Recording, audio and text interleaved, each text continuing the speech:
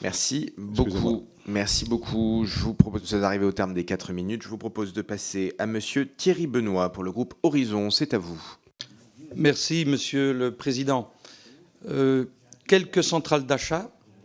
On a là l'illustration parfaite de ce qu'est la concentration de la distribution dans notre pays, parce que vous êtes 4 grands de la distribution en France.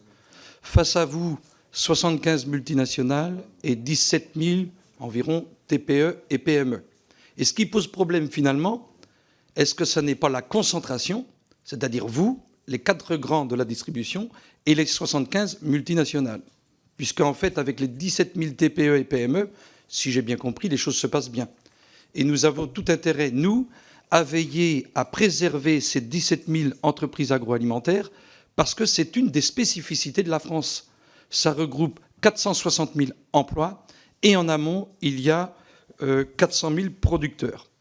Première question, la concentration de la distribution. Est-ce que ce n'est pas tout simplement la structuration du marché qu'il faut revoir, c'est-à-dire inverser la logique des politiques publiques telles qu'elles sont faites depuis 50 ans, qui donnent la part belle à la grande distribution, avec toutes les lois qui ont été votées globalement, quelles que soient les lois, Galland, Sapin, Royer, LME, Egalim 1, 2, et j'en passe.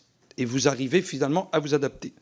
Deuxième question, comment se fait-il que pour un agriculteur, on est capable de lui garantir un contrat de rachat de l'énergie, s'il produit de l'énergie à partir de panneaux photovoltaïques ou de méthanisation, on sait lui garantir un contrat sur quelques années. Alors que sur les denrées alimentaires et les produits agricoles qu'il produit, on n'est pas fichu capable de lui garantir un contrat sur 2-3 ans. Troisième point, les négociations commerciales. J'ai présidé une commission d'enquête sur les négociations commerciales. Pourquoi ne pas arrêter de délocaliser les négociations commerciales à l'extérieur de la France lorsque ça concerne les marchés français? Quatrième point, la question du carburant. Grâce à Egalim, on est allé sur une logique de construction des prix marche en avant qui tient compte des coûts de production, et nous sommes arrivés à l'apogée avec la loi de notre collègue Descrozaille qui finalement a sanctuarisé la non-négociabilité des matières premières agricoles. Est-ce qu'avec la vente à perte du carburant, telle qu'elle se profile pour les mois à venir, est-ce qu'on n'est pas en train de casser et d'inverser cette dynamique? Dernier point, vous êtes les papes de la communication. La grande distribution, c'est 3 milliards de publicité. C'est 20% de la publicité en France. Arrive derrière vous, 9%, c'est la part des banques.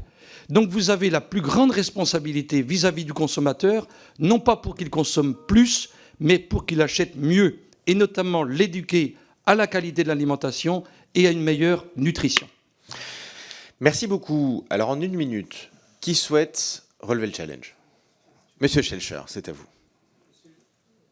Monsieur le député, premier point sur les contrats. Vous dites pourquoi vous ne signez pas des contrats de longue durée. Mais nous le faisons. Nous le faisons par exemple pour la production de notre marque U.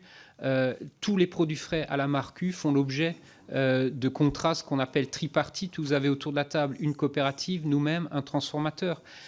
Au plus long, nous signons des contrats sur 5 ans. Donc nous savons le faire. Et nous trouvons très inspirant ce que nous arrivons à faire sur justement les marques distributeurs, et ça devrait rejaillir. Et donc la question de tout à l'heure qui était mais est-ce qu'il ne faut pas discuter toute l'année? C'est ce que nous faisons sur la marque distributeur, et c'est ce que moi j'appelle de longue date à faire sur les autres industriels pour aussi mettre plus d'apaisement.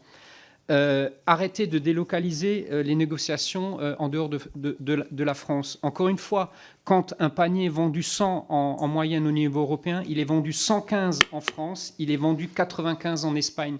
Le but de ces discussions-là, elles sont aussi pour apporter du